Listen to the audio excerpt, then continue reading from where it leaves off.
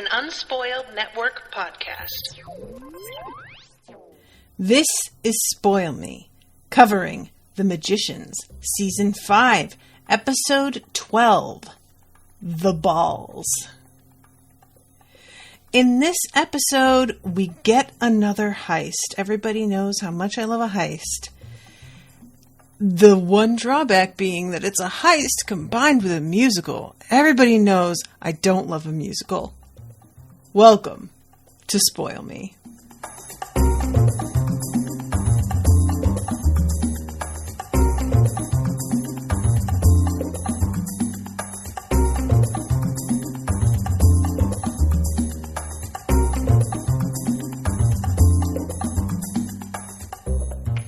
Welcome to the show, everyone. I am Natasha. Thank you very much to Jessie for commissioning this episode. Hi, Jessie. Jessie's here in the chat. What's going on? Honestly, I can't believe this is the penultimate episode because it doesn't feel like there's any time for things to wrap up. And I think I remember in the last session somebody saying that the writers didn't necessarily know the show was not going to be renewed. I had been under the impression up until this point, I think, that everybody had gone into this aware this was going to be the last season. So finding out that they didn't know really changes things in that regard. And I have to assume that is why this episode doesn't feel like it's prepping for an ending at all.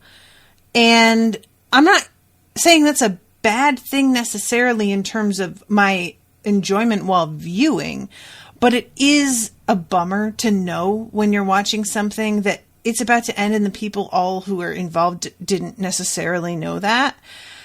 This is one of the major flaws for me with television, is the way they operate in terms of deciding what's going to be renewed and not. I understand the business aspect behind it, but it's such a shame when you know how many shows out there weren't given a fair chance or got canceled before either things wrapped up or before they were really able to get in the groove. And I mean, just recently there was the whole thing, like, I think, was it earlier this year or last year where Brooklyn Nine-Nine was canceled and everybody freaked out and then another network picked them up? And I love that that's something that's possible, but it's such a rare thing to have happen and you can't depend on that. And I just wonder how many shows could have wound up great if they were given a little more time, because, like some shows that I consider some of my favorites now, like Parks and Rec, they don't really get in the groove of things until like a season and a half in. And I would have loved to see what kind of crazy shit the writers would have done if they knew what this was going into this season, but we'll never know. So this episode, it's like a combo, two different plots going on separately. We've got the whole thing with Julia and Penny in the one section, and then we've got the heist going on in the other section. I'm going to talk about what's going on with Julia and Penny out of the gate, and just sort of get that out of the way so that I can kind of focus on the heist, because that really does feel like the main storyline for this one. Honestly, the Penny thing is bumming me out, and I mean that in a good way. Like, I feel like they are really...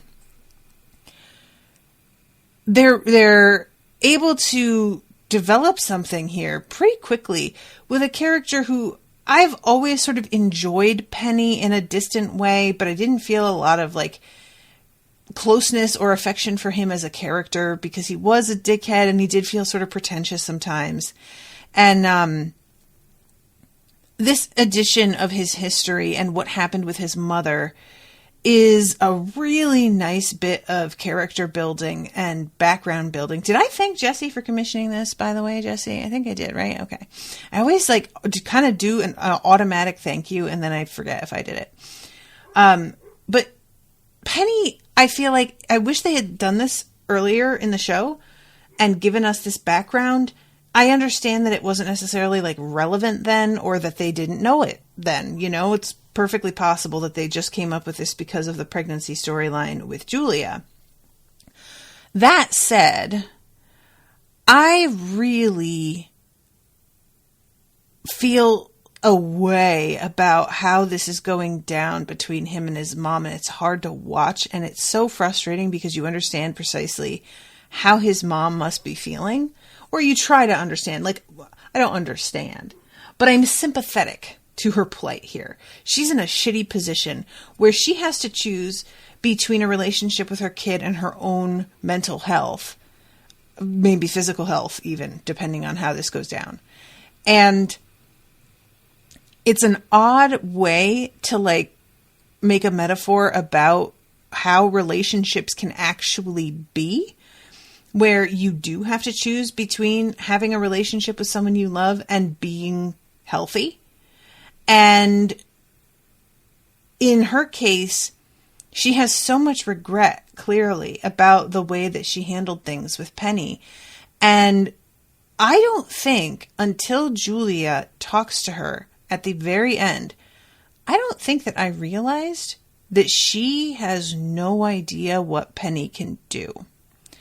I don't think I realized that she still had no clue that magic was even real.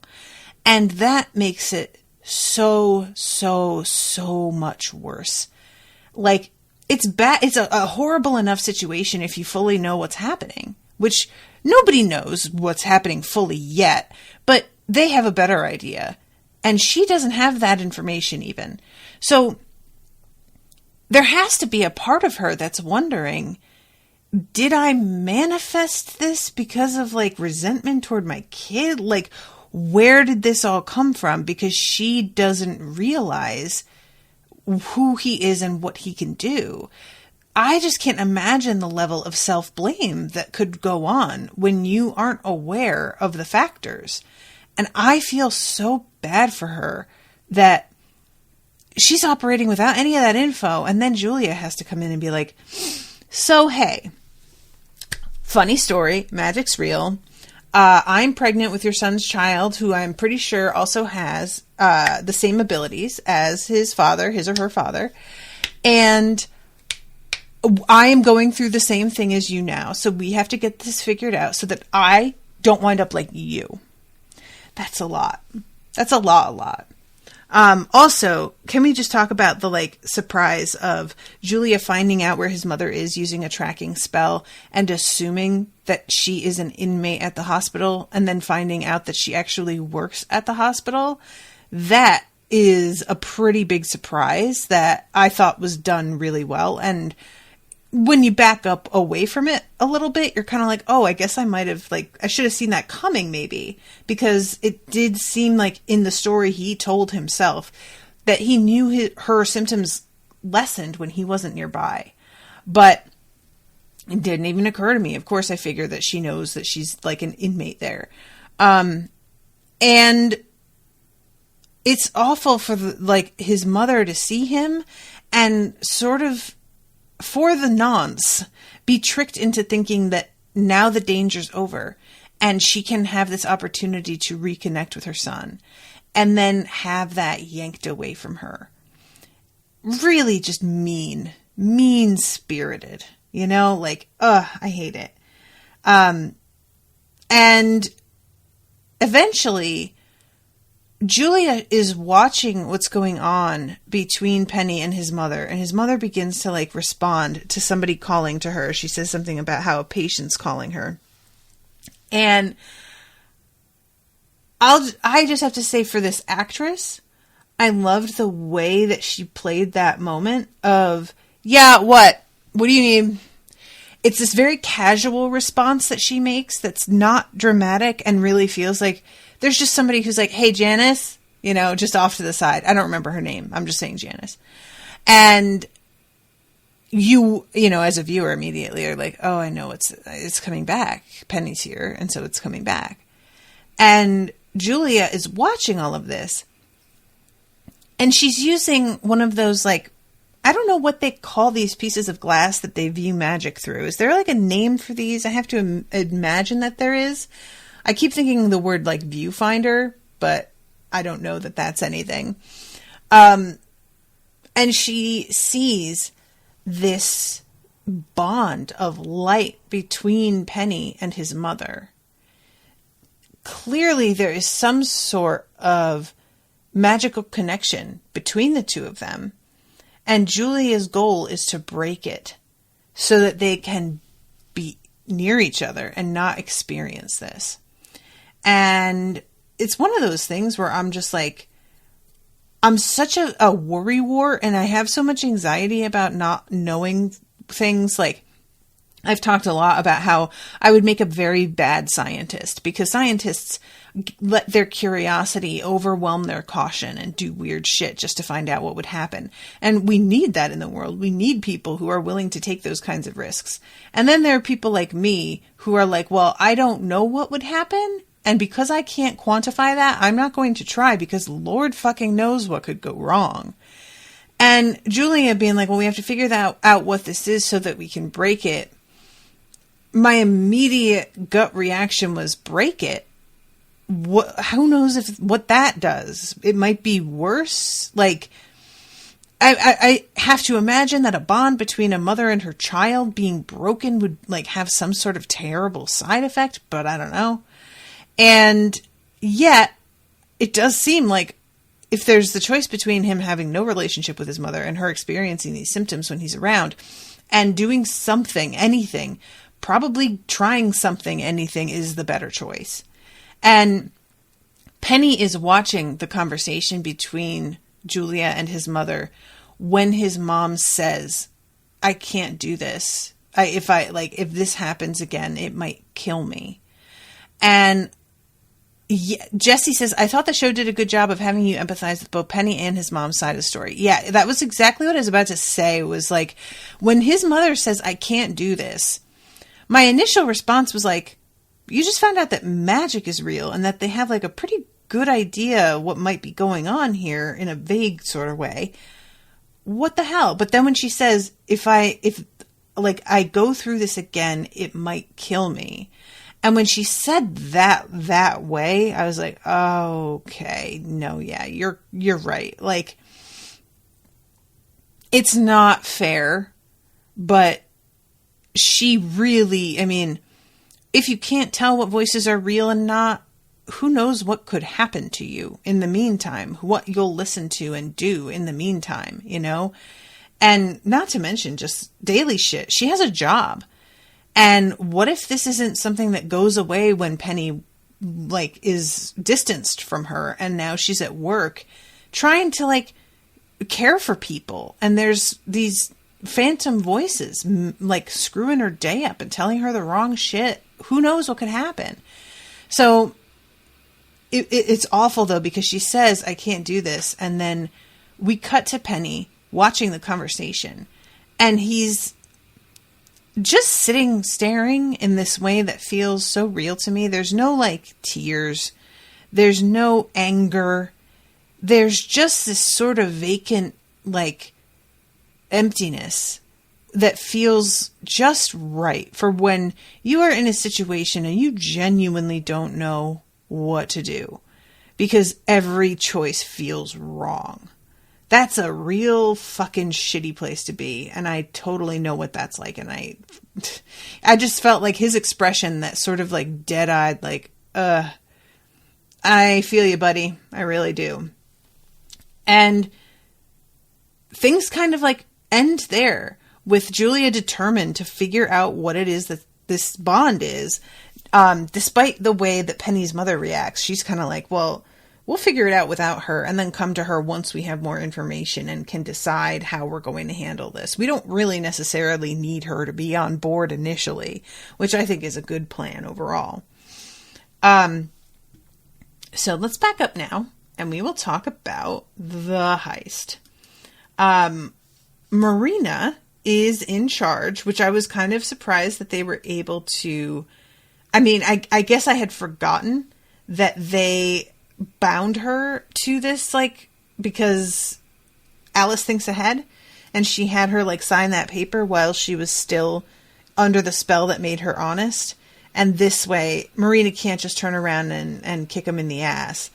That does not mean that they are out of the woods, because Marina's ex shows up and winds up really fucking shit up for a minute there. In a fight that, I know that I'm going out of order here, but I really rather liked this, you know, because what it comes down to is her ex is disgusted that Marina lied and is definitely involved with this heist despite everything that she said. And at first, Marina tries to explain and be like, it's not exactly what it looks like. I'm not doing this so that I can have it. And then finally just kind of blows up and is like, you know what? If you can't accept me as I am, then you can fuck off. Like, I was out here doing spells so that I could try and earn you back and just cut pieces of my personality off. And like, that's not real. We can't, like, you weren't in love with me then. Us trying a relationship again, that was nothing, because that wasn't me. And this is me. And if this is how you feel, then that's that. End of story. I really like that moment. It's not a huge deal within the episode, but it's tough when you're somebody like Marina. I appreciate the show doing this with her. It's, you know, whenever you talk about like people cutting off parts of their personality or changing themselves, it's seen as this inherently bad thing. And then you do it with a character like Marina, who does have an evil tendency. She's incredibly self-absorbed and ruthless and sometimes cruel, not necessarily out of enjoyment, but certainly out of like callousness. And so having her change her personality, you don't have that gut like, oh, this is so wrong kind of reaction, because those are recognizably bad traits in a person. But it still comes, when you come down to it, is a bad thing. She hasn't changed because she's learned. She hasn't changed because she's becoming a genuinely better person and is learning to empathize or anything like that. She is different because of magic. Now, one could say the fact that she cast the spell on herself in the first place to try and be better is an indicator she's aware she's not great and needs to change. So I honestly feel like that's a good sign, because the Marina that we have gotten to know up until this point would never have been doubting herself like that. I think that's progress. However, that isn't the solution. That's not what she's looking for, which is like a quick, easy way out of this. And I like the direction that whole story went in. So, all right. They are talking about the Nave Hotel, I think. Is it the Nave Hotel? Motel? She is discussing how high security the place is. She says current home of the couple for a few reasons. One, the house rules. Per a jamming spell, you can't do any battle magic. Wards prevent traveling in and out. Cell phones don't work. And if you're caught with any kind of weapon or engaged in any sort of physical beef or try to scam the hotel or any of its guests, bye-bye. Idea being, the Nave is the magical world's #1 safe space, which is strictly enforced by the bellhops. Arguing is allowed. Physical altercation is not. The creepy dicks are golems who've been enchanted to be empaths. And then follows this up with, they have to see you, but if they can, and you radiate the kind of microaggressions they sense, you get the boot. So, I can't help it, guys.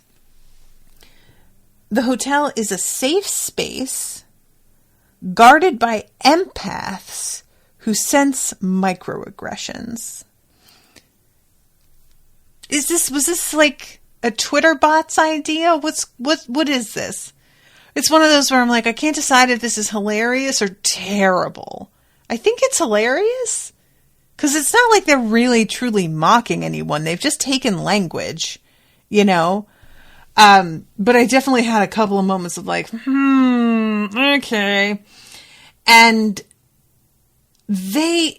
it's an odd thing because when she says the microaggressions, she doesn't get real specific on what that is. She talks about how we're not allowed to like physically fight, but they can sense that these guys don't have residency in the hotel later on. Like they ask to see key cards and stuff because they can tell that they are unauthorized in the building. There's just a number of things that they can do that we aren't really told about beforehand. And she says, we were up to some major no-goods, so we steered clear. In the basement, reason 2, the couple stayed at the nave, the vault, famously impenetrable, even except I thought vulnerable during the harmonic convergence. And this is something really interesting. We get to see the safe cracking thing, which is pretty dope to watch the way that this is like handled. I really like seeing this, even though this isn't what our kids wind up doing. It's like cool to see this sort of heist. She's running everything from the map that's in the book, which is actually like this amazing pop-up of the whole building. And I gotta say, I love the look of this pop-up. It really reminds me of like the opening credits of Game of Thrones where they have like the little paper models of all of the houses and castles and things. And I just really thought that this was a neat idea to have the like map be in a book, but then have it be 3-dimensional and sort of like interactive in this way so that she can actually use it to monitor what's going on, but from a distance. I just really thought this was a cool idea. So we get to see exactly what went terribly wrong. They get into the vault, and these two dudes are clearly really feeling themselves because this is not supposed to be something that is allowed. You know, it's supposed to be impenetrable. And when they step in, they're talking about how freezing cold it is.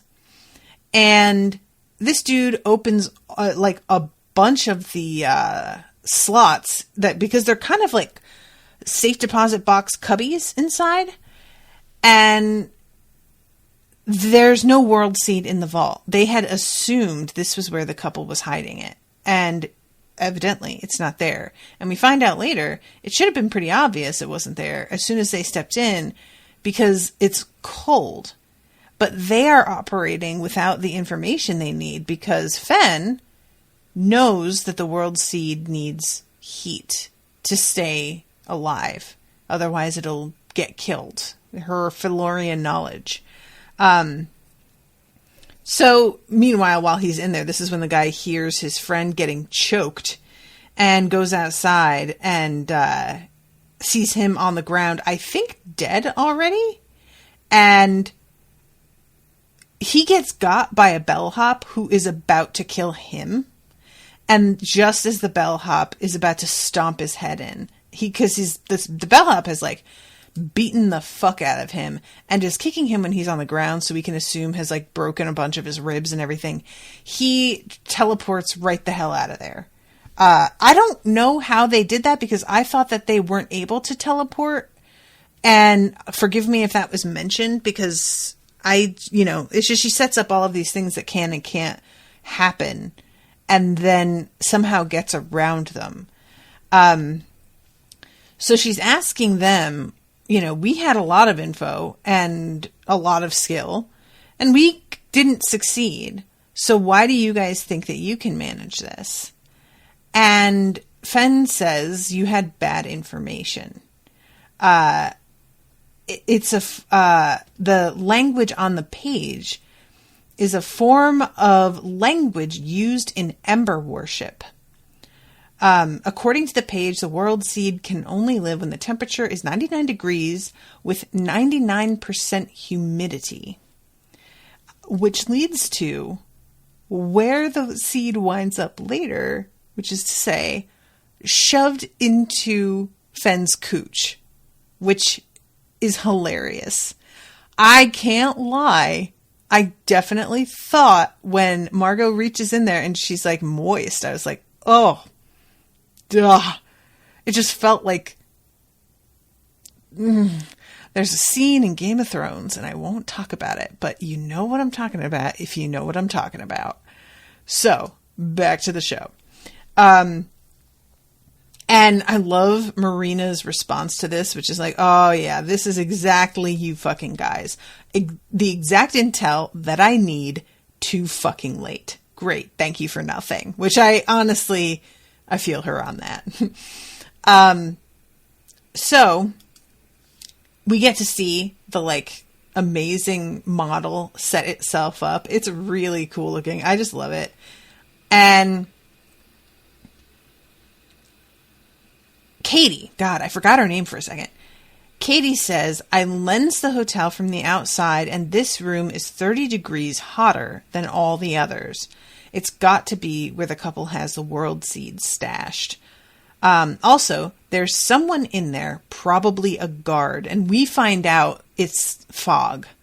I will be honest, I completely forgot that she said that there was somebody else in there. I should have known, but I completely forgot. And so they're wondering, how can we remove it from the room and not kill it? Because it's in a specific, like, room that is a certain number of degrees. How can we transport it and keep it at the temperature and humidity that it needs to be? And as they're wondering this, they're looking at a bunch of photos of the couple on Facebook or Instagram or something. And they find out that their last name is Ball, which, as Elliot says, explains why they go by, quote, the couple. And they are looking at this photo, and the woman is wearing couture, which Elliot notes. And Margot zeroes in and realizes that the Birkin bag she's holding isn't actually real and is kind of a bad knockoff, actually. And this is what they use to, like, put together their theory that the bag is the environment that they're holding the seed in. That has something customized and built into it that makes it safe to carry the seed around in. Now, I understand the need for this to be the thing for the show, but it's a weird thing to be like, oh yeah, they needed a fake bag to customize. They could have customized a real Birkin bag. Like, they needed it to be fake so that it would draw Margot's attention, I guess. But it doesn't feel like it's such a leap to me to be like, oh, okay, they have a fake bag. Clearly that's where they're keeping the seed. Or maybe they just, buy fake sometimes or get fooled or what. It's just one of those things that you need to go with this incredible leap of logic that doesn't really work in order for the next piece of the puzzle to be doable for our team to, carry out the heist. They need to know what it is they're targeting. But I just kind of got hung up on that because this is just, I've been listening to a couple of different mysteries lately, cozy mysteries, in order to relax. And I get sometimes rather agitated when it feels like within a mystery, the main character will not see leaps of logic that I think are obvious and need to be questioned, which is, part of how I've been feeling this whole season with the whole takers thing. Nobody's asking those questions. But then something like this, a character will make this connection that's so incredibly tentative that I just think it's lunacy. And then, of course, they turn out to be right because they need to be right in order for this thing to work.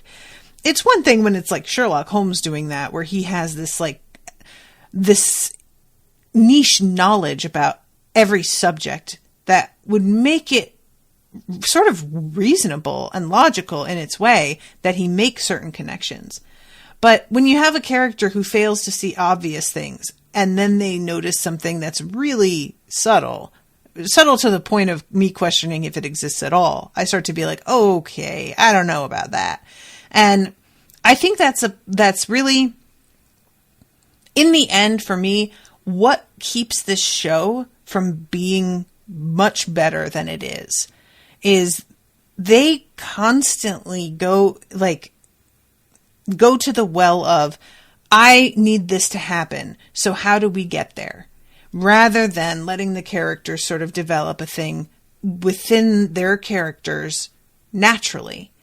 And so we have constant moments of people not behaving like themselves or ignoring things that we've seen them ask questions about before, etc., etc. And it's a shame because, like, the world they've set up here is really interesting. I say they, I mean, I know it was based on a book, but from what you've all said, this show bears no resemblance to the series in any way by this point. So I give credit to the show writers at this point for, like, you know, the way that they have continued to create the world. And I just wish that they would trust that a little bit more, that they would be more willing to let the story guide itself instead of needing to get to XYZ and like shoving people into place in order to do it. I mean, and what's so frustrating in this scene is like the way that it works in some ways is in character. Like Elliot is the one who notices they're wearing haute couture and Margot's the one who spots the fake Birkin. And yeah, those two things for the two of them are really in character. But the fact that they are doing this from like a photo, just a, you know, it's like a photo. I don't know if we see the date and we know how even recent it is, or if this is like after they had gotten the seed into their clutches. It just would feel a little bit more realistic to me, I guess, if maybe, okay, let's go like do some recon on them. And then in person, she notices the fake Birkin bag and is like, that's kind of weird. And then maybe sidles up to the bar to get a drink and feels heat coming off it and is like, okay, that's why that's not real. It's because this such and such thing. And even I would appreciate an explanation that, well, you couldn't do that with a real Birkin because that's real leather and that would like start to crack from the heat coming from the inside of it. So they had to make it out of a fake Birkin in order to keep the bag from falling apart. There would be a bunch of ways to make this work better. And the truth of the matter is the show doesn't want to spend time on that. They just want us to get to the point where, oh, that's what we need to steal.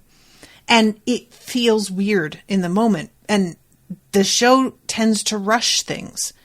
And that's like, they kind of go together. Just needing to get from point A to point B is part and parcel with rushing and having characters act out of character. But anyway, so it doesn't really, like this example, it doesn't really matter particularly, but it's just an example of what I feel is like the main drawback of the show as a whole that keeps it from being great, you know? So anyway,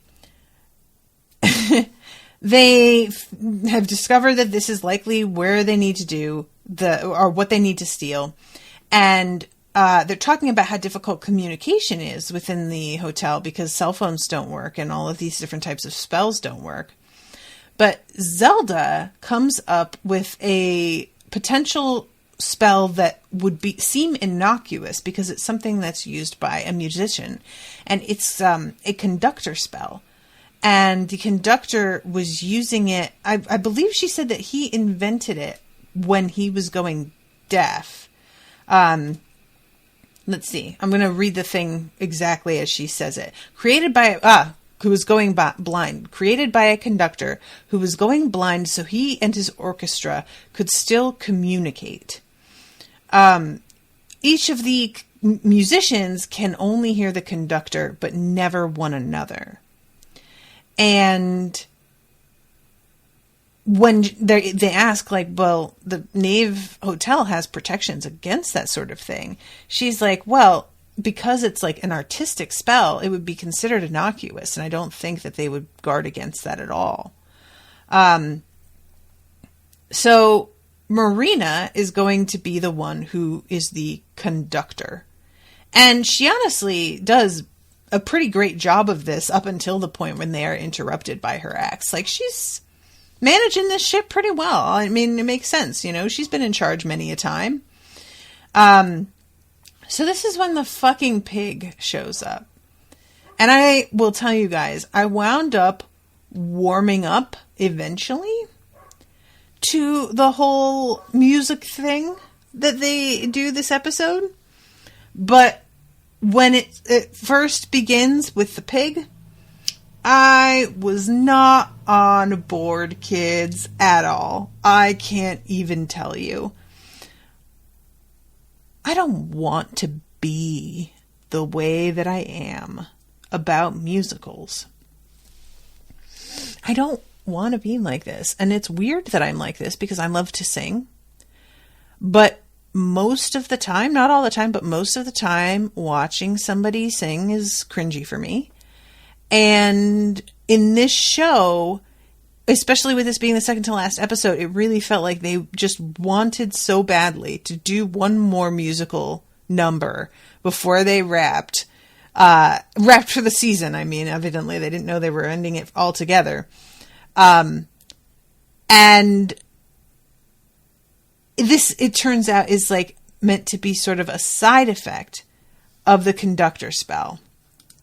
So the pig comes in looking for Julia. He's got a loaded rifle, and evidently, he was in range of the spell, which is like I don't really know exactly how they all, like, when Zelda says that, what Marina says is, so I have to run a heist with a pig in my head. But he never factors in again, despite the fact that he is sort of connected to them. And I really thought that was going to be a thing. I thought he was going to be like a problem. And he just comes in, does this like number, and then bounces. And is evidently not connected with them at all anymore. And I was really confused by that. I don't know if it's just me and I missed something or what. But yeah, he says something about how Julia is his target because she plans to destroy Fillory. And everybody starts to get agitated. And all of a sudden, there's like people yelling at him. He's defending himself. The fate of my world is at stake. And all of a sudden, it turns into Cruel to Be Kind. And it's a whole dance number that he does in his fucking, like, velvet tailcoat. And, y'all,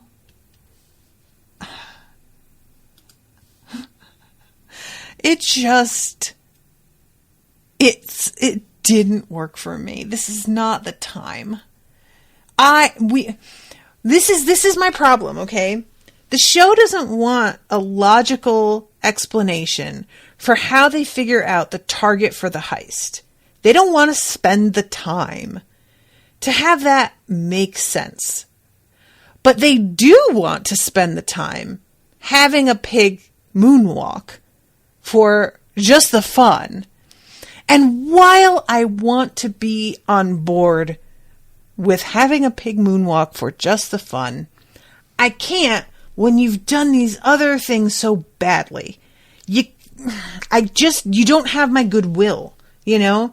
It's sort of like, this is something that I've talked about with like, with Stephen King novels, for example, is I will like let things slide because you've done certain things so well up till now, but then you get to a point where the goodwill is gone and I'm not willing to like go with it anymore.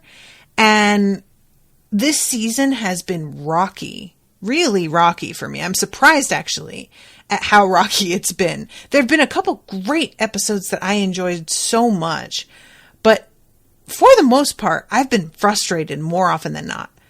And I wish that they would prioritize the storytelling and the logic of things instead of these like goofy, silly moments, because I feel like they're not earned. And so they don't feel fun in the moment. It's just this annoying distraction that irritates me, because I'm like, can we get back to the thing? Because this is barely coherent as it is. And what is this that you're throwing in here? Now, that said, as much as I didn't like this particular moment because it was the pig and this guy sucks, and he doesn't even suck like in a funny enough way that I can enjoy it. He's just the worst. I still do like the idea that because the conductor spell is made by a musician, that in moments of stress, they have the urge to sing. I think that concept is really cool. I wish, though, that it were integrated a little bit more into like the script, that it wasn't just, I'm going to take a moment and sing a cover of a well-known song that isn't really super relevant, really. His whole thing, like, It's Cruel to Be Kind, I guess is meant to be his explanation of why killing Julia is like the good thing to do, the right thing to do. But it doesn't, it's very, to me, very tentative. I would, if it was part of the dialogue, if they began to sing their like dialogue at one another, maybe that would work better for me. I don't know. I thought it worked much better later when it turned out that they overload the empaths by this like means of singing and drinking their emotions back. And I thought that was a really good idea, because anybody who is sort of sensitive to emotions knows that you can get overloaded like pretty easily. It's part of the reason why I have such trouble watching certain types of movies. And I don't tend to do it in my free time, because all of my like emotional energy is spent on my work with things that I watch and read. And so in my free time, I don't have that energy to invest in something that's supposed to be like relaxing and fun. So that I think is really smart. The idea that this like musical sort of glitch that happens is part of what gets the golems like taken out of commission for a minute. But the way it was worked into the episode felt weird and clunky, and I didn't like it. It's just, it's something that doesn't often work for me, and the show has done it many times. They've managed to pull it off a few more times than I would have thought, let's say. And I've actually enjoyed it sometimes, but this was definitely not one of those times. So yeah, this whole Cruel to Be Kind, I mean, this goes on for like a full 2.5 minutes, this number. It's just too long when there are so many other things that we don't get our time on, you know? And I enjoy very much how Marina is resentful of the fact that because she's like the conductor, she has to participate in this. Like, she's part of this whole song. They get rid of the pig too by Josh just taking the gun and promising that he is going to kill Julia. And it's just really like, this dude shows up to threaten Julia, have a musical number, and then they get rid of him. Even though he was apparently like in range of the thing, he isn't a factor for the rest of the episode. Okay. It just felt least.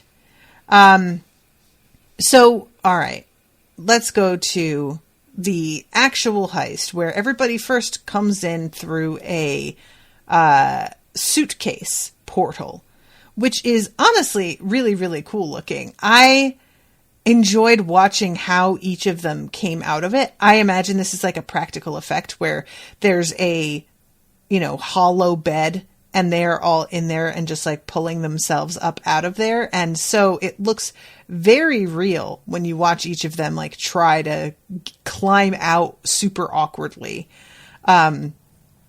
And, you know, I liked Alice coming through, and she had to take her glasses off so that she could like slide up without her glasses getting smushed off of her face. We don't see Katie come through. She gets just this dignified step down off the bed. Margot, it's very quick. But we do have Josh following her with her shoes in his hand, which I found to be very adorable. And then Fen, and she just like falls flat off the bed onto her face. And it's pretty hilarious, honestly. So they have all done that bottle up your emotions spell in order to keep this musical thing from happening in the midst of the heist, which is a nice callback. I like that this is like this was something that I thought was a neat idea. I think from the very first season, if I'm not mistaken, there's a bit of like previously on The Magicians at the beginning of this episode where we get a refresh on what this spell was. And it's so weird to see how young Elliot looks in that, because I feel like out of everybody, he looks the most different than he did in the beginning of the season or the series. So Pete is like supposed to be their guy to like, I guess, distract the couple. I don't know if he was like, that was part of his actual assignment, or if that entire thing was something that he did on his own volition. Because it's sort of like he could have been sent to distract them and then he just took it too far and got caught. Or he was just meant to get them in the door and he decided to take it upon himself to go and add a little fucking like errand on that was not meant to be part of his deal at all. From the way that Marina talked about him, I have to suspect it's the latter. That he was just meant to get them in, hang out, wait for them to come back, and then get them out of there. And he gets caught lying about the type of wine he's serving them. And so the bellhops toss him out, which means they don't have an escape route. And the likelihood of them being able to saunter out the front door after what they do here is going to be pretty low. So they don't really know what they're going to do. But it's sort of at that point, we have to cross that bridge when we come to it. So eventually, we get to the room and find the Birkin. And Margot Josh actually, I think, is the one who finds the Birkin. Margot and Fen talk about how they are translating the seed page and they have it wrong. And this is what they wind up using as leverage later when they're caught to slow down the couple from doing whatever the fuck they're going to do. Because Fen says that in exchange for letting her friends go, she'll translate it for them correctly. So as they're about to leave with the bag, here comes Dean Fogg. And I am curious, again, guys, it's specifically mentioned that there is somebody in that room when Katie is doing recon. And they don't seem to have had any plan in place for dealing with him. Did I miss something? Because he pretty much just like walks out of that room. Because it's like a suite. It's attached to the room that they were just in. And it's like they are so shocked to have been interrupted by somebody when it sounded like they were taking a potential guard into consideration in the fucking plan, the whole schematic. So I really didn't understand how they were caught off guard and startled by him when Katie knew he was there and mentioned it right off the top. Why haven't they got anyone doing any sort of concealment charm or protection charm while they're in the room? Is it just that he cracked it? I don't remember seeing them do anything of the kind. So all we get is him basically locking the door on them as they're trying to like turn the handle, and then stepping out and being like, oh, hello there, you know? And it just felt like y'all knew that this dude was here. You didn't know it was fog, but you knew somebody was here. And I guess you would have to assume that they are magical, whomever they are. I don't understand that. Did I miss something there? I don't know. So, and this winds up being like when Marina tells Team Elliot, Alice, Katie that is what's happened, that Dean has stepped out and like caught them. His response is, that's catastrophic. And Alice says, okay, we rescue them. And they start to head in the direction of the elevators to go up. But how is this catastrophic? You guys knew this. I am a little confused also as to what Elliot, Alice, and Katie were all doing there in the first place if they aren't going to get the seed. Because they turn to go and rescue everybody, but I don't know what their function was up until this point. So I feel like I've got a bit of a blank here. They wind up getting intercepted by a bellhop, and they are asked for their key cards. And Alice tries to simply bypass this guy. He grabs her, and she falls and drops her little vial of emotion, which goes straight up her nose, and panics. And then she begins to sing at this dude who is about to strangle her friends in front of her. And he starts to shake and overload. And I don't know what song she's singing here. The lyrics are, I wish I was smarter. I wish I was taller. Things really matter to me. And I'm still so afraid. And as she's singing this, he basically collapses and sort of like seems to almost go into like a catatonic state. So yeah, Katie says, well, that was interesting. And because reminder, the two of them don't have their emotions back. But yeah, we find out later that Alice is really experiencing a lot of doubt about this whole thing, because this man that they're about to defraud took her fingers off and ruined her ability to cast. And she has some fucking trauma from that, which is totally understandable. I mean, the guy was cold-blooded as fuck about it. Yeah, I wouldn't want to get in the way of that person either. So they are headed over to Margot and Fen and Josh, who the dean is, basically he's going through their bags and finds a gun that Margot brought with him. And the couple comes in. And they tell him that he can have his own island when they create their world. And he says he wants his own country. And they say, fine. And this is when Fen says, there won't be a new world because you are translating the page wrong. And manages to actually really get their attention here. I kind of thought that this wasn't going to work. And they would see this as a ploy. We know Fen's telling the truth. But they don't know that. And this just does sound so perfect in the moment, a way to like distract them and stop them from hurting them.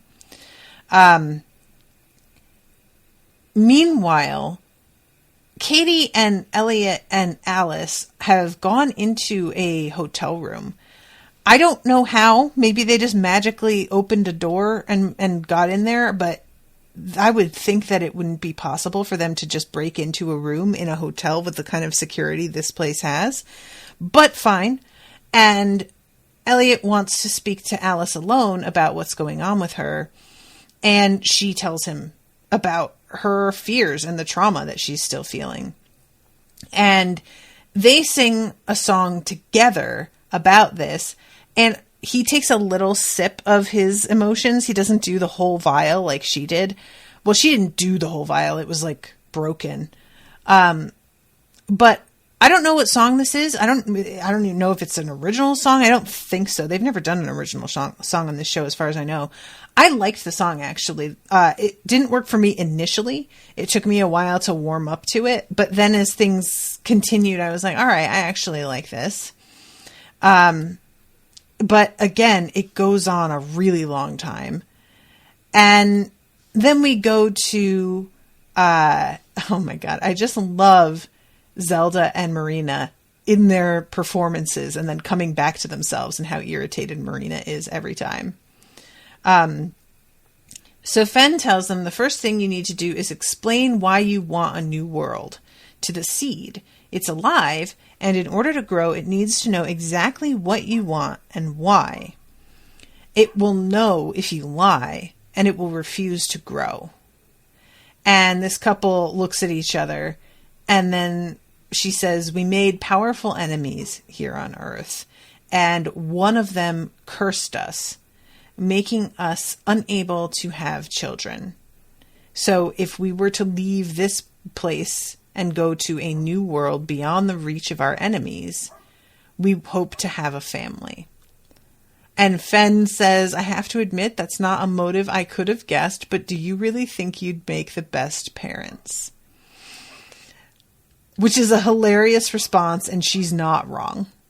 And it is, it's one of those things that when it comes down to it, any motivation that people would have to like behave the way the couple has behaved and hurt people the way they have wouldn't be good enough.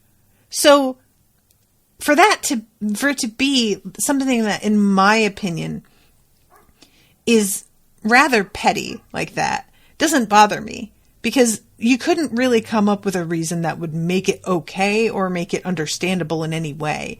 So make it something that's like incredibly personal that would devastate people at a level of a couple. Make it something that is really specific to the two of them as a unit. And that makes sense to me. You know, I think that works in terms of the story and the way it has shaken out. It's also like just so ridiculous, but that's kind of what makes sense. So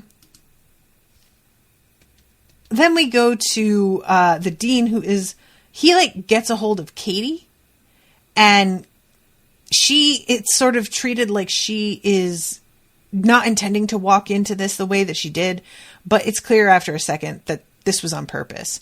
He drinks this liquor that's in the flask that she has on her. She even makes a good show of being like, no, don't drink that. I need it. And he sort of laughs to himself and then takes the drink. And it turns out it transports him to the ethereal realm. And she says, let's just hope that nobody notices that there's two fogs there. So yeah, it's a moment that like he really fell for it in a way that I was like, would he? But he's also an alcoholic, so probably he would. Yeah, a pharmaceutical I bought off of a very helpful bartender, street name Archie. And he drops the flask and he's gone. So, oh my God, I'm out of time. I can't believe I'm out of time. Shit. All right, so I'm going to speed through this because the rest of this is mostly to do with the fight between Marina and her ex. I can't remember her name, but I pretty much talked about that already. And then we have the fact that she gets her wand broken or her baton broken, and so the connection between everyone is interrupted. And Elliot and Alice are...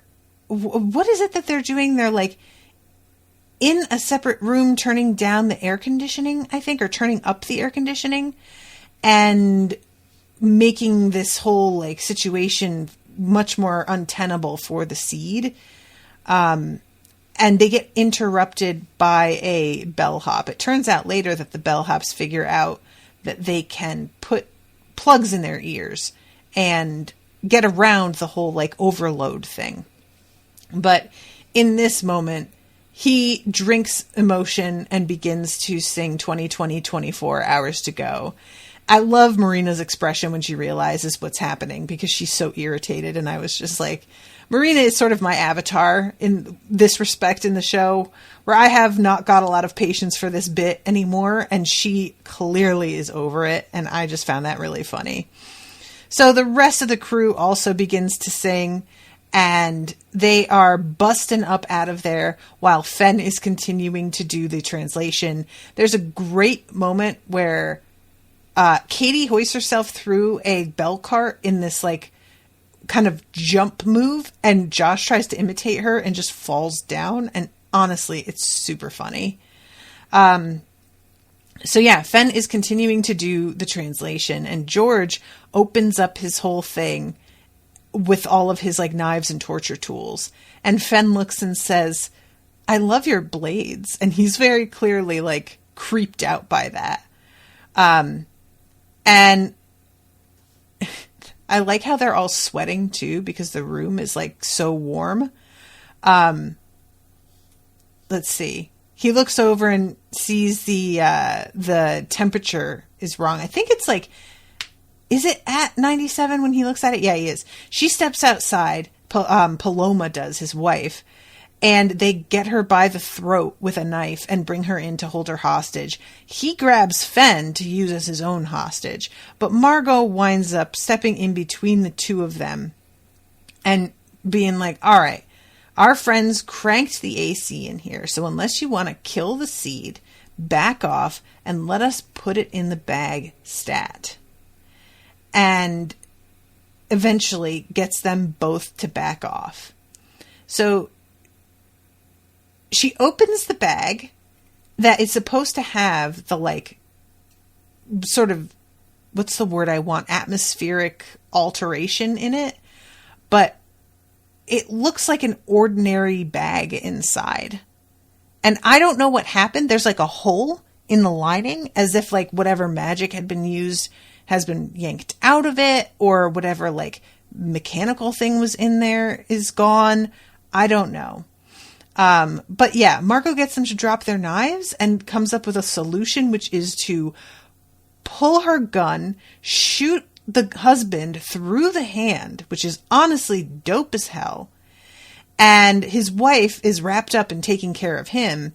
And so Fen drinks her emotion, and I don't know why she drinks her emotion in this moment, because there isn't anybody to overwhelm with it. But yeah, she took the seed off the floor and, as we find out, shoved it inside herself to keep it safe. And they later are like, why are you running so weird? And that is why. And the couple just sort of lets them leave, which didn't really work for me. When you watch this scene, yeah, the guy got shot through the hand and she's really agitated and he's hurt, but there's more they could have done to stop them, and they don't. They just let them leave. I found that weird. And they are all trying to escape before they get stopped by the bellhops who have put earplugs in. But there is a sort of like antique grate between them and the rest of the hallway at one spot that sort of looks like a grate that you would have in an old-fashioned elevator. Weird spot for it to be, but it works out for them, and it's kind of neat looking.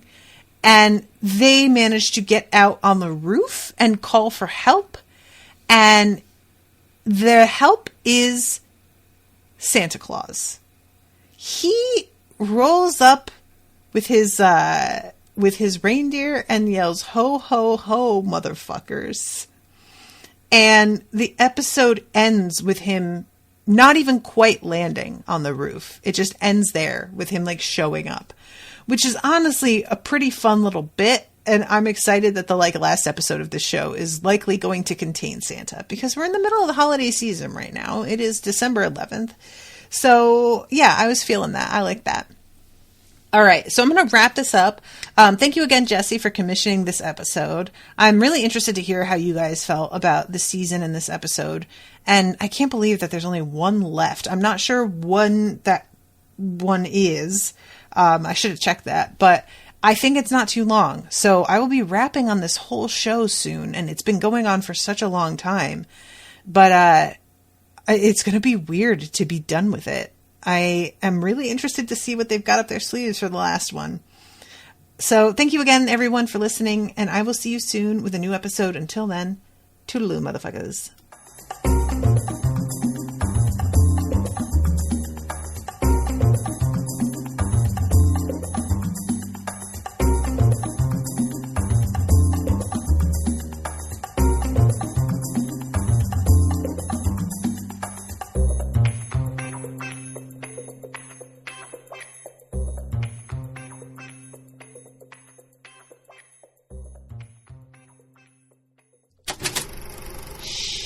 That was an Unspoiled Network podcast.